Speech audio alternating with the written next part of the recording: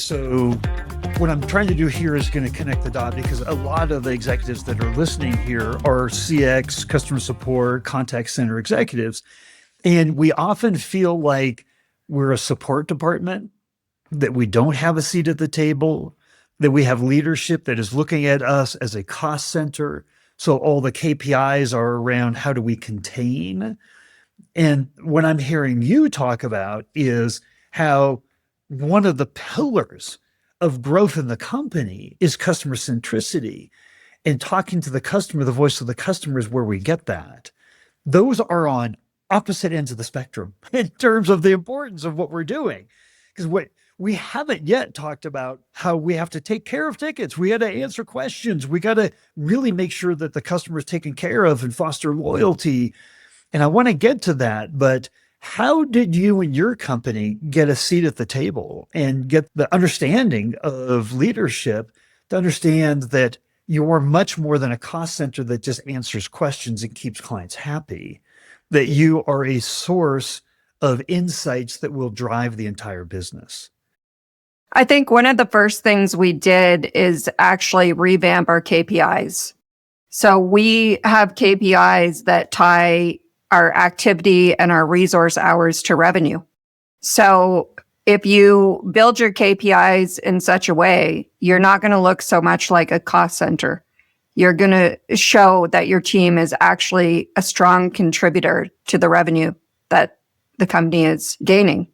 So I think you can start with that. And then as you gain your customer insights, you can also tie those into your KPIs. And then it helps you prove your return on investment, your ROI.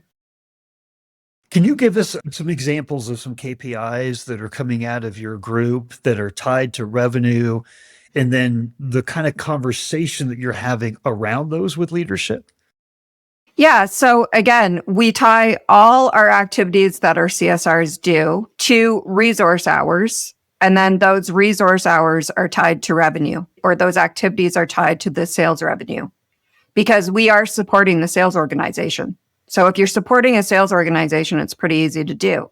Because of course, if your team is, for my team, they're entering orders, they're producing orders. That's a huge part of their activity and their transactions. So those orders are tied to revenue. Without those orders, the company would have no revenue. So that's one way that we tie those activities into the revenue. And we have what we call value add activities and non-value add activities. So we can also utilize that to create continuous improvement. So obviously the goal is to reduce some of those non-value add activities, so we have more time to focus on those value add activities.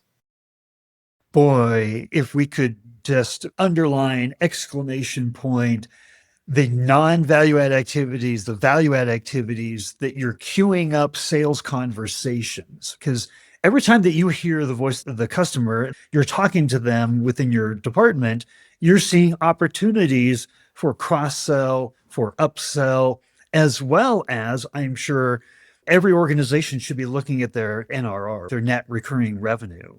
So retaining customers is a revenue activity as well. Expanding customers is a revenue activity. That's what I'm hearing from you, and that you have a significant role in that within your department. Is that the right takeaway? Yeah, absolutely. And another thing that we have done as well is we created a new role on my team that's inside sales for the purpose of focusing on, like you said, retaining our customers. Like inside sales is focusing on retaining customers as well as expanding our market share. So it's a multiple level touch point then when you have outside sales, inside sales, and customer service all working together to support the customer. Then we can advocate for a multi-level support system within our organization that's working for the customer. And it gives us a competitive advantage having that multi-layer and multiple touch points with the customer. If you could, in kind of a basics 101 explanation, very intriguing, a defined titled sales role within your department. What is the specific role and how do they coordinate with the rest of the department? The role's evolving, to be honest with you, because it's new. But we built it on the business model we thought would work best for the organization at this time. So something they're focusing on is dormant accounts, so win-backs, as well as small accounts, so they can grow that revenue. But they also are working on new accounts. So it's lead generation, reaching out to new customers and new potential and introducing our products. But it's also been a great way to expand the customer service department and provide opportunity for CSRs that might be interested in sales.